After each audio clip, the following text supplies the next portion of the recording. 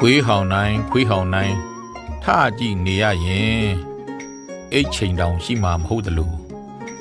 လူတွေကဝေဖန်တိုင်း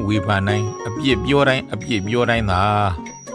စိတ်တွေဆင်းရဲနေရမယ်ဆိုရင်ဘယ်တော့မှစိတ်ချမ်းသာခြင်းဆိုတာရှိတော့မှမဟုတ်တော့ဘူးပေါ့လူတိုင်းနှစ်သက်သဘောကျဖို့လူတိုင်းအကြိုက်လိုက်လို့နေရရင်လေ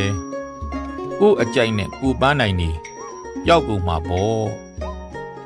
မတိတတ်သူကျေးဇူးကမ်းသူ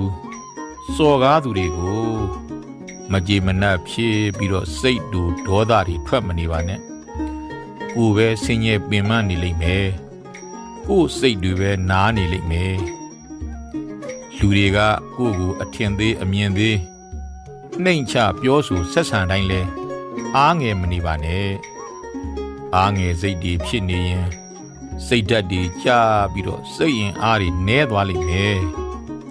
စိတ်အားနည်းတဲ့ယောဂါကကိုယ်အားနည်းတဲ့ယောဂါထက်အကူရခက်တယ်လူတွေကိုမလိုအပ်ပဲမကူညီခြင်းပါနဲ့လူတွေကိုမလိုအပ်ပဲမပေးခြင်းပါနဲ့လူတွေကို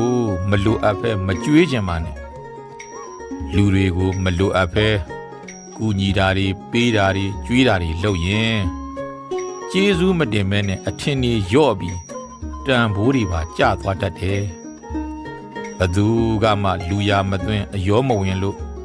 တန်ဖိုးထားမခံရလို့အထီးကျန်တယ်လို့စိတ်ထဲမခံစားပါနဲ့အသိဉာဏ်အမှောင်ကျတတ်တယ်လူတိုင်းကကိုယ်လိုမဟုတ်တလို့ကိုယ်ကလည်းလူတိုင်းနဲ့တူမှာမဟုတ်ပါဘူးတွေဘီနာမတတ္တာဧကိဇာတိယဒုံလဘာလောကသမိန်နဲ့လောကမှာစိတ်ရောကိုယ်ရောအားလုံးတူတဲ့လူနှစ်ယောက်ရှိဖို့ဆိုတာခဲရင်လေသူများတွေကသူများတွေဖြစ်တယ်လို့ကိုယ်ကလည်းကိုယ်ပါပဲလူတိုင်းကမင်းကိုကိုချင်းစာပေးနေကြမှာမဟုတ်ဘူးလူတိုင်းကမင်းကိုတနာနေကြမှာမဟုတ်ဘူး